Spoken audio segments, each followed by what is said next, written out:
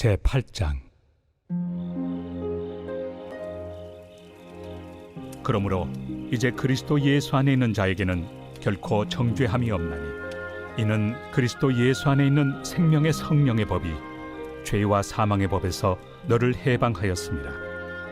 율법이 육신으로 말미암아 연약하여 할 수 없는 그것을 하나님은 하시나니, 곧 죄로 말미암아 자기 아들을 죄 있는 육신의 모양으로 보내어 육신의 죄를 정하사 육신을 따르지 않고 그 영을 따라 행하는 우리에게 율법의 요구가 이루어지게 하려 하심이니라.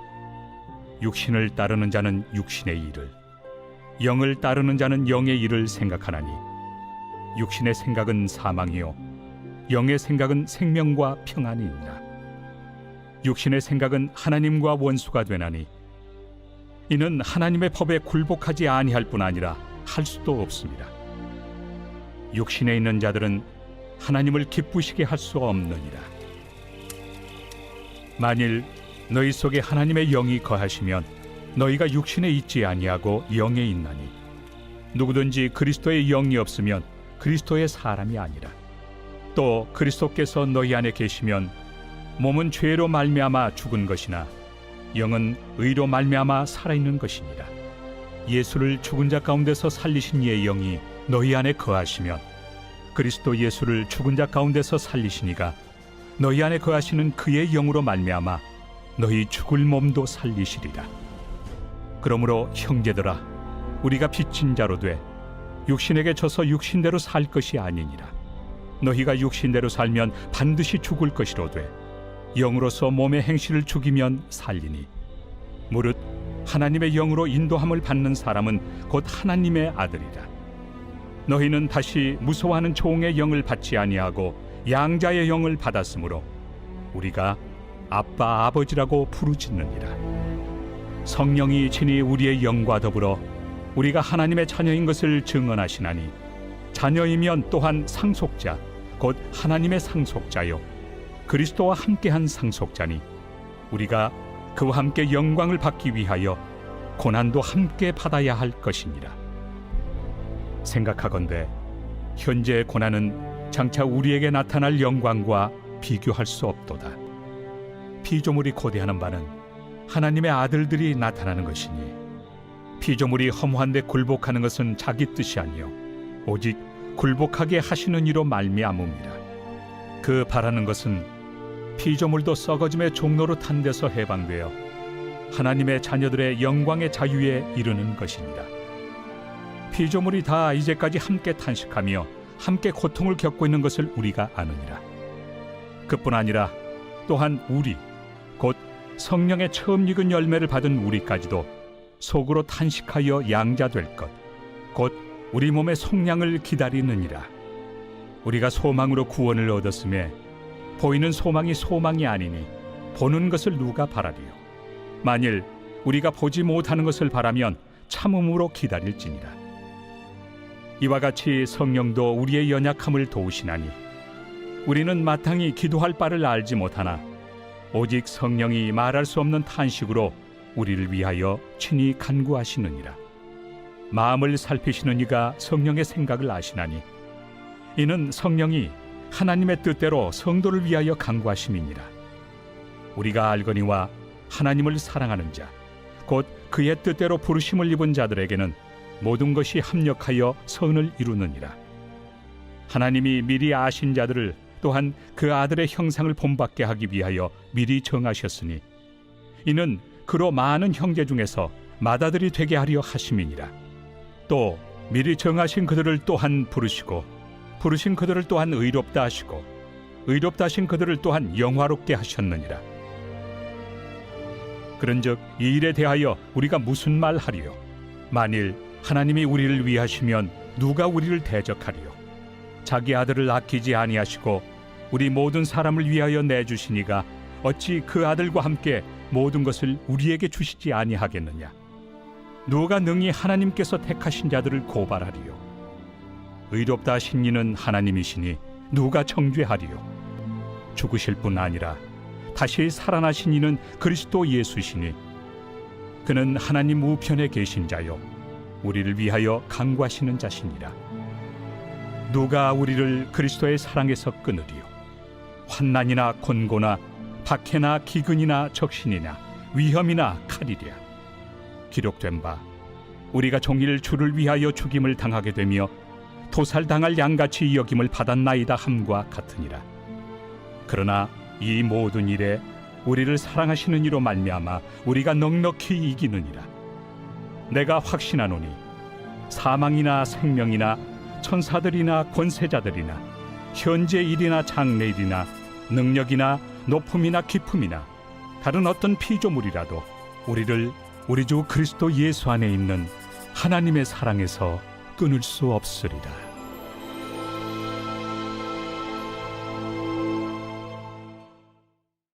오늘 로마서 8장 말씀을 중심으로 정죄함이 없다는 것은 이라는 제목으로 함께 말씀을 묵상해 보겠습니다.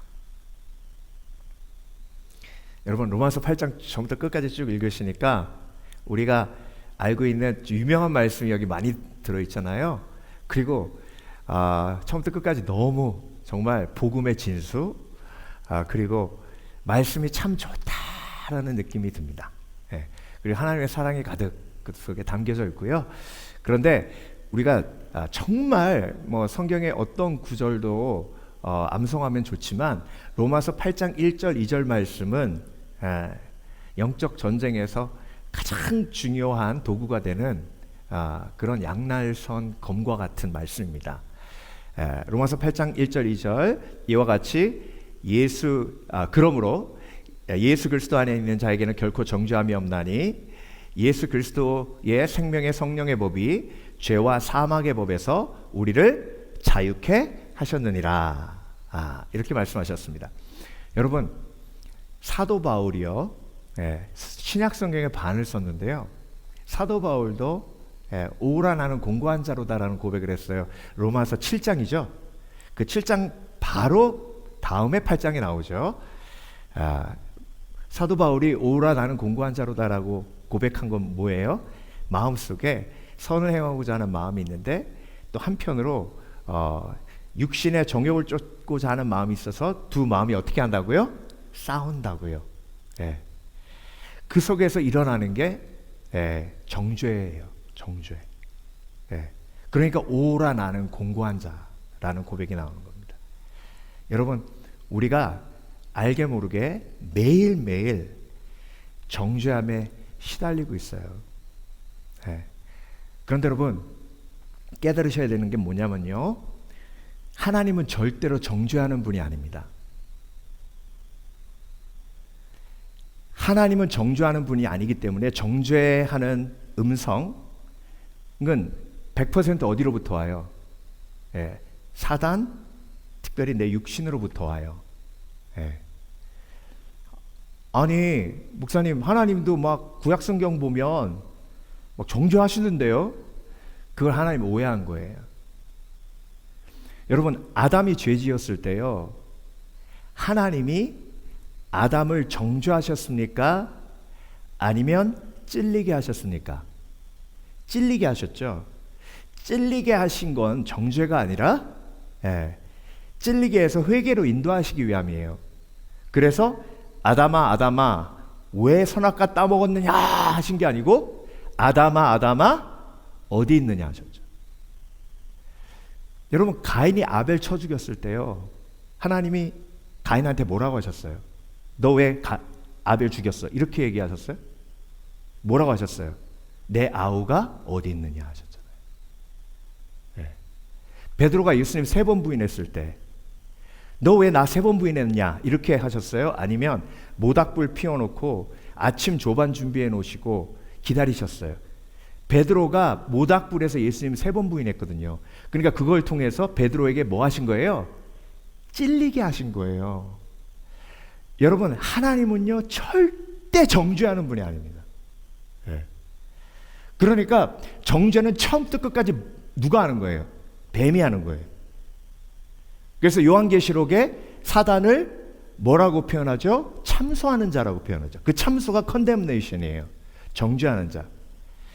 사도 바울도 악한 영이 정죄했고요. 심지어 바리새인을 통해서 예수님도 정죄했어요. 그러니 저와 여러분을 정죄하는 건 당연한 거 아니겠습니까? 그렇죠? 네. 자, 그렇다면 사도 바울을 어떻게 정죄했을까요? 우리가 함께 말씀을 통해서 볼게요. 넌 과거를 지울 수 없어. 교회 박해자잖아. 넌 자격 없어. 이렇게 사단이 계속 사도 바울을 공격했어요. 그러니까 사도 바울이 오라나는 공고한 자로도 한 겁니다. 넌 진짜 사도가 아니야. 주님과 함께 다닌 적도 없잖아. 고린도전서 9장 1절에서 2절 말씀, 그리고 갈라디아서 1절 말씀을 보면 사도 바울이 그런 갈등을 한 게 나와요. 여러분, 사도 바울이 예수님을 만난 건 다메섹 도상에서 환상에서 만난 것뿐이 없어요. 그러니까 사도 바울의 가장 큰 약점은 뭐예요? 너는 예수님을 직접 만난 적이 없어라는 공격이에요. 그러니까 넌 사도가 아니야? 주님과 함께 다닌 적도 없어. 이렇게 공격하고 글을 참 잘 쓰네. 그런데 생긴 거 하고는 내 존재감은 약하고 말도 서툴어. 고린도후서 10장 10절, 11장 6절 보면 이런 정죄감을 사도 바울이 가지고 고통스러워했어요. 자, 이것뿐만이 아니에요. 계속 얻어맞고 갇히고 굶주리니 하나님이 널 버리신 증거라. 이렇게 악한 영이 공격했고요. 그리고 몸의 약함은 벌이다. 병 걸린 건 벌 받은 거야. 그런 상태로 누굴 돌보고 누굴 위해서 기도한다 그래. 야, 네 병부터 고쳐. 가시도 못 치우면서 무슨 사역이냐, 기도 응답도 못 받잖아. 이렇게 계속 정죄하는 거예요. 그런데 이 정죄함을 사도 바울이 이겼어요? 이 정죄함에 졌어요? 이겼죠? 여러분, 정죄함에 지면 누구같이 돼요? 가룟 유다처럼 돼요. 정죄함의 목적이 뭐예요? 죽이는 거예요. 자, 그래서 여러분, 우리가 인생을 살아가며 수없이 많은 정죄감 속에 날마다 고통스러워하잖아요. 여러분, 솔직하게 여러분의 삶을 돌아보세요. 제가 가장 일반적으로 악한 영이 우리를 정죄할 때 쓰는 레파토리를 쭉 말씀해 드릴 테니까 내가 어떤 정죄함으로 고통받고 있는지 한번 돌아보세요. 몇 가지가 나에게 속하는지 한번 세보세요. 이미 넌 죄를 지었기에 쏟아진 물이야. 쏟아진 물은 다시 담을 수 없어. 어떤 노력을 해도 이제 소용없어. 너 같은 게 무슨 그리스도인이냐? 너 같은 게 무슨 집사냐? 너 같은 게 무슨 장로냐? 너 같은 게 무슨 목사냐? 너 같은 게 무슨 권사냐? 하나님도 널 실망하셨고 이제 안 도와주신다. 또 실패했네. 넌 절대 못 바뀌어. 회개해도 소용없어. 맨날 똑같잖아. 숨어버려. 창피하니까. 공동체에는 말하지 말고. 기도 안 했지? 그래서 벌 받는 거야. 그 말 한마디로 이제 넌 끝났어. 네가 한마디 그 말 해가지고 넌 이제 끝났어. 내 가정 문제는 전부 네 탓이야.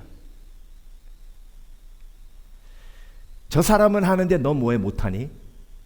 넌 원래 그 모양 그 꼴이야.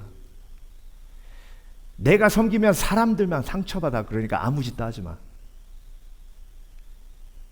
이 고난은 하나님이 널 미워하신 증거야. 너는 사랑받을 자격이 없어. 말씀도 안 읽는 내가 무슨 은혜를 말해. 용서한다고? 위선이야. 넌 가짜야. 다시는 하나님께 가까이 가지 마. 자격 없어. 내 과거가 너를 규정해. 새 출발은 없단 말이야. 죄는 용서돼도 흔적은 그대로니까 넌 늘 열등한 인간이야. 이번에 넘어진 건 치명타야. 다시는 못 일어나.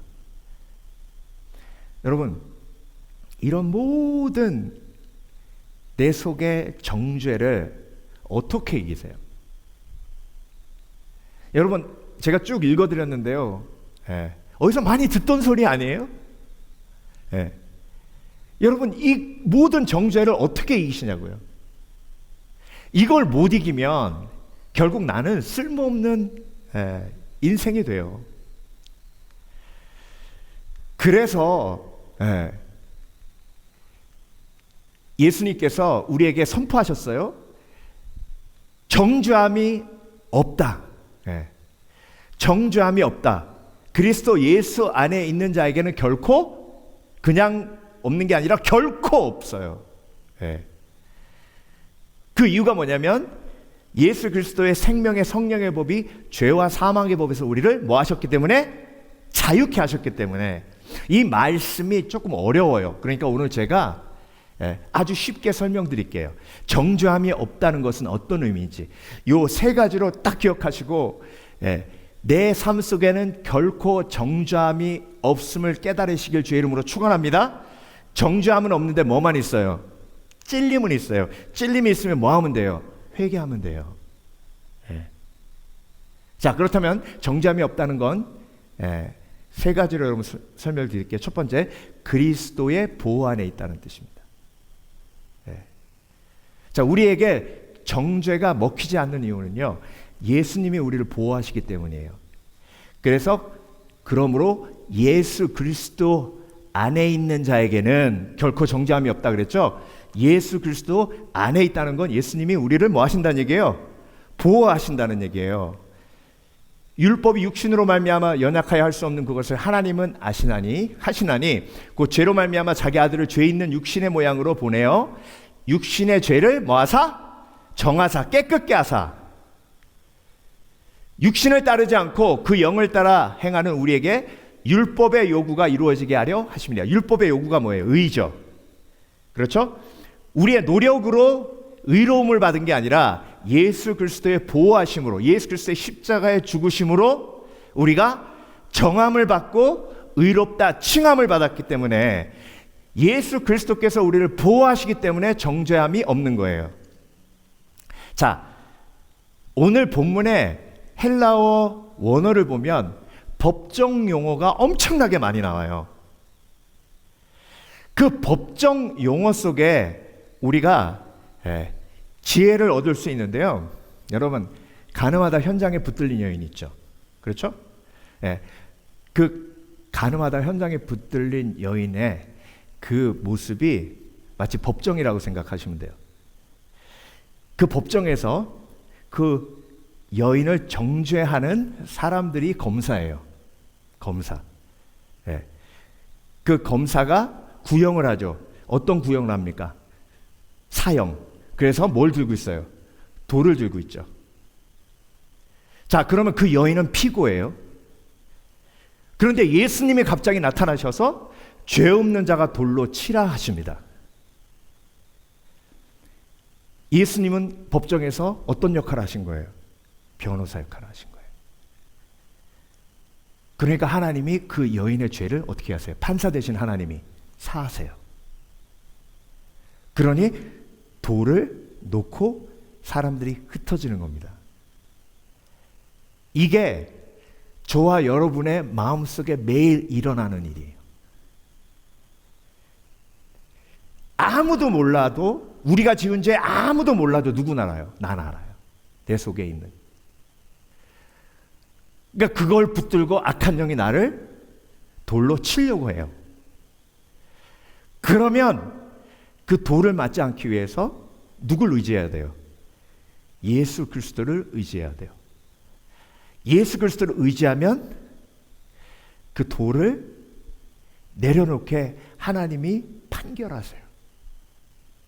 그러면 내가 죄 용서함을 받고 예수님이 마지막 그 여인에게 한 말씀이 내 속에 기억되어집니다. 그게 어떤 말씀이에요? 나도 너를 정죄치 아니하니 다시는 이 죄를 짓지 말라 하시죠. 그렇죠. 예수 그리스도 안에서 결코 정죄함이 없이 예수님의 변호를 받은 사람은 어떤 부르심을 받냐면 죄와의 싸움의 부르심을 받습니다. 그래서 예수님의 십자가의 은혜로 정죄함이 없음을 체험한 사람이 결단하는 건 뭐예요? 내가 오늘도 죄와 싸우리라. 다시는 동일한 죄를 범하지 아니하리라. 그런데 계속 반복되잖아요. 죄와의 싸움은 마치 도끼로 나무를 쓰러뜨린 것 같아요. 죄와 싸울 때 한 번 나무 쳐가지고 안 쓰러집니다. 언제까지 쳐야 돼요? 쓰러질 때까지 쳐야 돼요. 그게 100번이 될 수도 있고 200번이 될 수도 있어요.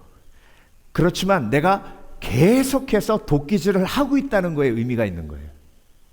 이게 회개가 반복되어야 될 이유입니다. 가장 안전한 사람은 죄와의 싸움을 싸우고 있어 회개가 끊어지지 않는 사람이에요. 그런데 하나님이 회초리를 드실 수밖에 없는 사람은 회개를 멈춘 사람이에요. 죄와 싸우지 않는 사람이에요. 그러면 다시 그 죄와의 싸움을 시작하도록 히브리서 12장에 아버지 하나님께서 회초리를 드실 수밖에 없어요. 여러분, 히브리서 11장에 믿음의 사람 이야기가 쫙 나오잖아요. 그렇죠? 예.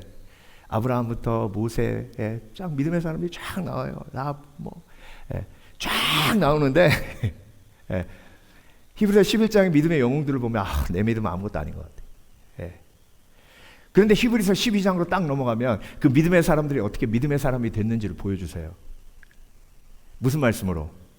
하나님이 사랑하셔서 뭘 드신다고요? 회초리를 드신다. 하나님이 사랑하셔서 회초리를 들어 그들을 지팡이와 막대기로 안위하셔서 그들이 믿음의 사람이 된 거예요. 히브리서 11장과 12장이 그렇게 연결됩니다. 저와 여러분을 하나님께서 정죄함이 없는 은혜로 이끄시지만 한편으로 그 정죄함이 없는 은혜 속에 죄와의 싸움을 계속하게 하시고 그것을 통해 예수 그리스도의 은혜가 내 속에 얼마나 큰지 다시 한번 체험하게 하시는 줄 믿습니다. 그래서 여러분, 죄와의 싸움을 계속 싸우고 있는 사람이 정죄를 이긴 사람입니다. 여러분, 이 로마서에 정죄 이야기가 가장 중앙에 나오는 이유가 뭐냐면요, 유대 그리스도인과 헬라 그리스도인들이 지금 뭐 하고 있는 거예요? 서로 정죄하고 있는 거예요. 여러분, 내가 정죄함이 없는데 정죄하면 정죄함이 다시 내 마음속에 역사하기 시작합니다. 그래서 판단하고 정죄하면 내가 정죄받는 거예요. 그런 말 들어보셨죠? 한 사람 손가락질하면 손가락 하나는 저 사람을 향하고 하나는 위를 향하고 세 개는 누굴 향한다? 나를 향한다. 그러니까 한 사람을 정죄하면 하나님 아버지를 정죄하고 나머지 손가락 세 개는 누굴 정죄하는 거예요? 나를 정죄하는 거예요. 가장 멍청한, 가장 어리석은 신앙인의 모습이에요. 그래서 믿음의 사람은 제일 하지 말아야 될 게 뭐예요? 판단하고 정죄하는 거예요. 죽을 때까지, 주님 품 안에 안기는 그날까지 또 싸우고 또 싸워야 돼요. 그래서 판단하고 정죄하지 않으려면 우리가 묵상했던 야고보서 2장 13절에 긍휼을 행하지 아니하는 자에게는 긍휼 없는 심판이 말이니 긍휼은 심판을 이기고 뭐하느니라? 자랑하느니라. 긍휼의 마음은 어디서 와요? 기도할 때 와요. 그래서 심판하고 정죄하지 않으려면 기도할 때 내 가까이에 있는 사람들을 놓고 한 사람 한 사람 기도해야 돼요. 여러분, 한 사람 놓고 기도하지 않으면요, 나도 모르게 내 속에서 정죄가 나가요. 기도하면 긍휼이 나가요. 내가 살려면 내 주위에 있는 사람, 나하고 가까이 만나는 사람, 내가 제일 대화 많이 하는 사람, 그 사람 위해서 기도해. 그 사람을 긍휼히 여기는 마음이 내 속에 있어야 나를 정죄하는 사단의 권세가 내 속에 역사하지 못하도록 원천 차단할 수 있습니다. 그래서 정죄 당하지 않으려면 정죄하지 않는 것이 가장 큰 지혜예요. 그 긍휼의 마음이 어디서 와요? 예수 그리스도의 십자가의 은혜로부터 옵니다. 두 번째, 정죄함이 없다는 것은요, 그리스도의 보호 속에 있는 것이고, 두 번째는 성령의 보호 속에 있는 겁니다. 자, 오늘 본문에 보면요, 육신을 따르는 자는 육신의 일을, 영을 따르는 자는 영의 일을 생각하나니. 여러분, 따른다고 표현했죠. 예수님이 제자들에게 처음 제자들을 부르실 때 뭐라고 부르셨어요? 나를 따르라. 나를 따르라라는 말은 나와 교제하자, 나를 사귀자, 이런 뜻이에요. 나와 관계를 시작하자는 뜻입니다. 자, 육신을 따르는 자는 육신의 음성과 대화하는 사람이에요. 육신의 음성과 대화하면 처음부터 끝까지 정죄하는 방향으로 마음이 흘러갈 수밖에 없습니다. 그런데 영을 따른다는 얘기는 성령과 대화하고 교제하는 사람을 말합니다. 그러면 영의 일을 생각한대요. 자, 그래서 육신의 생각은 사망이요 영의 생각은 생명과 평안이니라. 이 생각이란 말을 교제로 바꾸세요. 육신과 교제하는 것은 사망의 생각이요 성령과 교제하는 생각은 생명과 평안이니라. 자, 그래서 믿음의 사람이 성령이 나에게 임하신 것을 믿으면 가장 바뀌는 게 뭐냐면 여러분 독백이 아니에요. 내 육신과 그 속에 악한 영이 생각을 집어넣으면 악한 영과의 대화예요. 그래서 예수 믿기 전에 5만 가지 생각하실 때 돌아보세요. 별의별 생각 다 하셨죠? 사람을 죽였다가 살렸다가 몇 번 죽였다가 살렸다가 나도 죽었다가 살아났다 한두 번 그런 게 아니잖아요. 이게 내 속에 있는 육신과 대화하다 보면 악한 영이 그 속에 들어와서 내 마음과 생각을 정죄로 몰아갑니다. 그런데 내가 성령과 대화하면 어떻게 돼요? 내 영혼이 살아나요. 여러분, 사마리아 여인이 예수님과 대화할 때 일어난 일들이 우리가 성령과 대화할 때 일어나는 일들이에요. 사마리아 여인이 5번 결혼하고 6번째 사는 남자랑 살고 있었잖아요. 근데 예수님이 정죄하셨어요? 아니에요. 예수님 뭐라고 하셨어요? 살짝 찔리게만 하셨어요. 내 남편이 어디 있느냐. 그런데 그 찔림으로 그 여인의 목마름이 다 드러났잖아요. 그러면 목마르지 않으려면 어떻게 해야 되는가? 내 배에서 생수의 강이 흘러나도록 하신다는 거예요. 그러니까 영의 생각은 뭐예요? 생명과 평안이에요. 여러분, 그래서 가장 폭력적인 게 나 자신이에요. 누가 여러분한테 에이 죽어버려, 넌 끝장이야. 여러분, 이렇게 말하기 쉽지 않습니다. 그런 말 누구한테 직접 들어보신 적 있으세요? 그런 폭력적인 말 들으면 정말 그 사람하고 관계 끊고 싶잖아요. 평생 막 어떤 사람에게 너 죽어버려, 넌 인간 쓰레기야, 이런 말을 사람에게 듣는 건 사실 쉽지 않아요. 근데 내 속에 내가 나한테 넌 끝장이야, 넌 쓰레기야, 넌 목사도 아니야. 여러분, 내가 목회하면서 그 어느 누구에게도 넌 목사도 아니야 라고 들어본 적은 없어요. 근데 내 속에서 맨날 내가 나한테 넌 목사도 아니야 한두 번 그렇게 얘기하는 게 아닙니다. 이게 여러분 성령의 생각이에요. 저만 그래요? 예? 아니 이렇게 신앙생활 하면서 막 너 목사도 아니야, 권사도 아니야, 넌 네가 집사에 웃기고 있네, 이런 말 듣기 쉽지 않아요. 근데 내가 나한테 맨날 하잖아요. 그게 얼마나 폭력적인 말이에요. 그게 정죄예요. 여러분, 그건 성령의 역사가 아닙니다. 여러분, 말만 폭력이 아니에요. 누군가를 함부로 대하고 하찮게 대하잖아요. 그러면 말하지 않아도 함부로 대하고 하찮게 대한 게 폭력으로 느껴지면서 내 마음에 어떤 생각이 드냐면 내가 무슨 죄를 졌길래 저 사람이 나를 저렇게 쓸모없이 대하고 막대하지 하는 생각이 들어요. 그게 정죄예요. 악한 영이 거라사의 광인 다룰 때 어떻게 했어요? 쓰레기처럼 다뤘어요. 어떻게 다뤘어요? 무덤가에 살게 했죠. 그리고 물에도 집어던지고 불에도 집어던졌죠.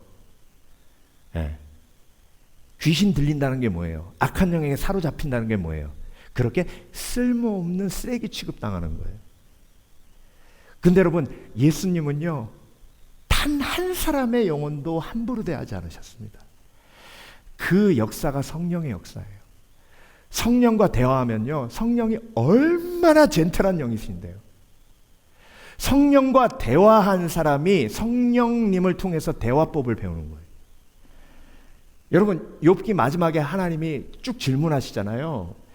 그 질문이 얼마나 지혜로운 질문이고 젠틀한 질문인지 몰라요. 성령께서 저와 여러분에게 주시는 찔리게 하시는 젠틀함이에요. 성령과 대화 매일매일 많이 하시길 주의 이름으로 축원합니다. 그러면 내 영혼이 살아요. 예, 영의 생각은 생명과 평안이래요. 이와 같이 오늘 로마서 8장이죠. 8장 26절에 이와 같이 성령도 우리의 연약함을 도우시나니 우리가 마땅히 빌 바를 알지 못하나 말할 수 없는 탄식으로 우리를 위하여 친히 간구하시느니라. 예. 하나님의 영은 하나님의 뜻을 아신대요. 그래서 모든 상황 속에서 그 상황을 협력해서 뭘 이루게 하신다고요? 선을 이루게 하신다전. 예. 여러분, 정죄가 없다는 얘기는요, 내가 정죄하지 않으시는 성령님과 충분히 대화할 수 있는 권세가 있고 힘이 있고 그리고 열린 하나님의 축복의 은혜가 있음을 믿고 체험하는 거예요. 그래서 여러분, 우리가 이런 인생 살기를 원합니다. 성령님과 충분히 대화하는 그런 인생 살기를 원합니다. 독백은 성서적이지 않아요. 모든 독백이 성령님과의 대화가 되어야 됩니다. 와, 오늘 날씨 좋네? 이거는 믿지 않는 사람들도 할 수 있어요. 와, 성령님, 오늘 날씨가 너무 좋아요. 하나님이 이 세상을 너무나 아름답게 지으셨네요. 그러면 속에서 뭐라 그러신지 알아요? 내가 너도 아름답게 지었다. 그러세요. 너도 아름답게 지었다. 그러니까 인생에 이런 간증을 쌓아가시길 바랍니다. 내가 이 순간에 성령님께 이렇게 말씀드렸더니 성령님이 나에게 이렇게 말씀하셨어요. 내가 그런 고통의 순간에 성령님께 이렇게 말씀드렸더니 성령님 나에게 이렇게 말씀하셨어요. 그 사람에게 내가 이렇게 얘기하고 싶었는데 성령께서 내 말을 막으시고 이런 말을 주셨어요. 이게 영을 따르는 자는 영의 일을 생각하나니 영의 생각은 생명과 평안이니라. 마지막으로 정죄함이 없다는 거는요, 살리시니의 보호 속에 있다는 거예요. 여러분, 그리스도의 보호 속에 성자 하나님, 성령 하나님, 성령의 보호하심, 그리고 살리시니는 누구세요? 아버지시죠. 삼위일체 하나님이 다 들어있는 구절이 오늘 본문의 11절에 나옵니다. 자, 보세요. 예수를 죽은 자 가운데서 살리시니의 영이 너희 안에 거하시면 그리스도 예수를 죽은 자 가운데서 살리시니가 너희 안에 거하시는 그의 영으로 말미암아 너의 죽을 몸도 뭐 하시리라? 살리시리라. 자, 예수를 죽은 자 가운데서 살리시니가 누구세요? 하나님 아버지시죠? 그렇죠? 그래서 오늘 본문 이후에 성령을 뭐라고 부릅니까? 자녀의 영이라고 부르잖아요. 아버지로 부를 수 있는 자녀의 영. 그런데 그 살리시니가 하나님이세요. 하나님의 다른 이름은 로마서 8장의 살리시니예요. 살리시니는 죽음을 이기도록 하신 분이시죠. 그래서 여러분, 정죄의 목적은 죽임이에요. 악한 영이 우리를 정죄하는 이유는 뭐예요? 가룟 유다처럼 어떻게 하려고? 죽이려고. 자, 정죄를 이기지 못해서 자기 자신을 죽인 성경 인물들이 몇 사람 있어요? 한 사람 누구예요? 사울이죠. 그렇죠? 사울. 그리고 아이도벨. 다윗의 책사였다가 다윗을 배반하고 압살롬에게 넘어갔는데 압살롬이 자기 말 듣지 않으니까 고향에 돌아가가지고 자살했어요. 그 자살 뒤에는 악한 영에 뭐가 있어요? 참소가 있어요. 참소. 자, 여러분, 참소가 극단적으로 가면 두 방향으로 가요. 참소가 이쪽으로 튀면 살인, 저쪽으로 튀면 자살이에요. 자, 그래서 정죄의 목적은 죽임인데요, 죽음을 이기지 못하면 정죄를 이길 수 없는 거예요. 자, 그래서 이 땅의 모든 사람들이 다 죽었죠. 그러니까 모든 사람들이 정죄를 이기지 못하고 죽은 거예요.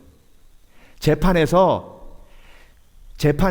검사가 사형 구형을 내렸는데 변호사가 없으니까 어떻게 된 거예요? 죽은 거예요. 사형 선고받고 죽은 거예요. 예. 그런데 죽음을 이기고 부활하신 예수님은 정죄를 어떻게 하신 거예요? 이기신 거예요. 그래서 정죄는 유죄 판결과 형 집행까지 포함한 법정 용어예요. 성경에서 그 형 집행의 최종 형태가 사망입니다. 죄의 삭스는 사망이고. 그러니까 여러분, 정죄가 없다는 얘기는 뭐예요? 내가 영생을 얻었다는 거예요. 내가 부활하는 것을 믿는다는 거예요. 그래서 로마서 8장에 하나님은 하나님이 아니라 살리신이에요. 여러분, 나는 부활이요 생명이니 나를 믿는 자는 죽어도 살겠고 살아서 믿는 자는 영원히 죽지 아니하니라. 너희가 이것을 믿느냐? 아멘 할 때 뭐가 사라지는 거예요? 정죄가 사라지는 거예요. 정죄의 열매는 사망이니까. 그런데 예수 그리스도의 은혜로 사망을 이기게 하신 살리시니 하나님 아버지께서 나를 보호하시니 내 속에 뭐가 있는 거예요? 영생, 부활이 있는 거예요. 이게 복음의 핵심이에요. 그래서 여러분, 부활은 예수님께서 나를 위해 모든 죄의 삭스를 지불하셨다는 영수증입니다. 그래서 악한 영이 나를 공격할 때 뭘 디미면 돼요? 영생, 부활의 영수증을 디미면 돼요. 네가 나를 정죄해? 네가 나를 참소해? 아니, 나는 영생을 얻었고 이미 사망에서 생명으로 옮겼어. 내 속에 뭐가 없다? 정죄가 없어. 왜? 나에겐 영생이 있으니까. 여러분, 사도 바울이 이 얘기하는 거예요. 정죄가 없다는 것은 그리스도께서 우리를 보호하시고 성령께서 우리를 보호하시고 살리신 이가 우리를 보호하시기 때문에 정죄가 있다 없다? 없다. 뭐만 있다? 찔림만 있다. 찔림은 정죄가 아니라 회개로 이끄시기 위한 하나님의 은혜와 사랑이다. 그래서 찔림이 있기에 주님 품 안에 안기는 그날까지 죄와의 싸움을 멈추지 않고 내가 날마다 예수님을 닮아가는 성화의 은혜를 누리는 거예요. 그래서 죽음을 은혜로 이겼으니 정죄를 이겼다.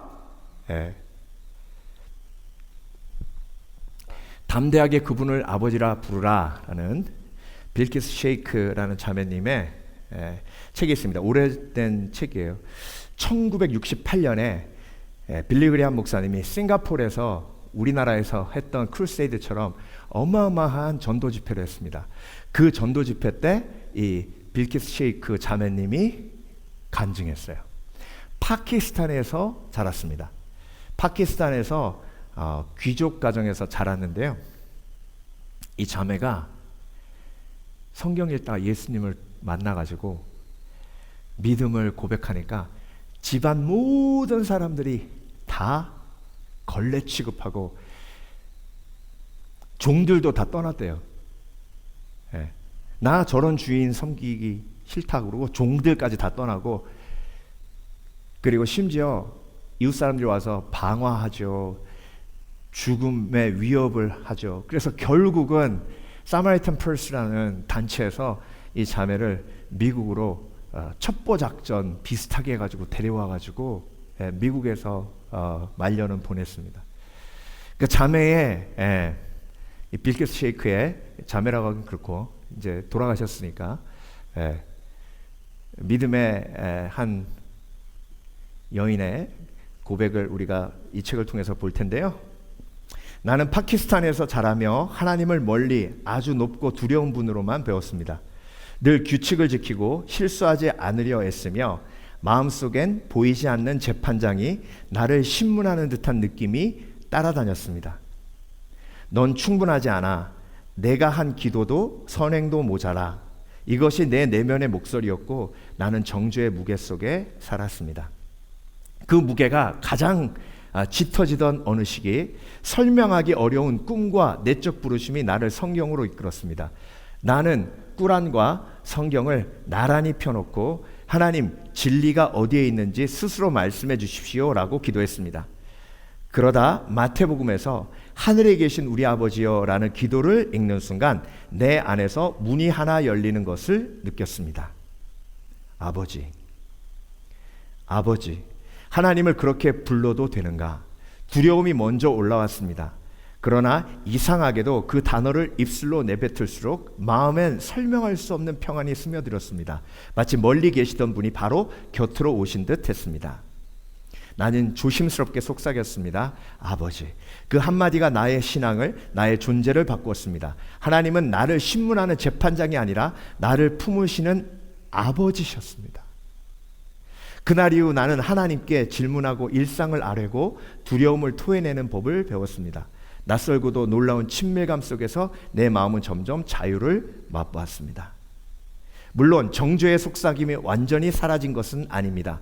때때로 과거의 두려움이 다시 고개를 듭니다. 그러나 이제 나는 압니다. 그 소리는 아버지의 음성이 아니란 것을. 아버지의 음성은 언제나 나를 죄에서 돌이키게 하되 수치의 굴레로 묶지 않으며 십자가의 은혜로 다시 일으켜 세웁니다. 그래서 나는 매일 이렇게 기도합니다. 아빠, 아버지. 주께서 주신 영은 종의 영이 아니고 자녀의 영이라고. 그래서 아바, 아버지라고 부르게 하신다 하셨죠. 이 말씀이 로마서 8장에 나오는 말씀이에요. 그 말씀 전에 무슨 말씀하셨는데요? 그러므로 예수 그리스도 안에 있는 자에게는 결코 정죄함이 없나니 예수 그리스도의 생명의 성령의 법이 죄와 사망의 법에서 너희를 자유케 하였느니라. 네. 그런데 그 영이 어떤 영이에요? 아버지 영이에요. 네. 아버지는 절대로 정죄하지 않으십니다. 찔리게 하셔도. 여러분, 오늘도 로마서 8장 1절 2절 말씀이 내 것임을 기억하게 하여 주시는 성령의 음성에 귀 기울이시고 온전히 하나님 앞에 영광 돌리시는 복된 그리스도인 되시길 주의 이름으로 축원합니다. 축원합니다. 기도하겠습니다.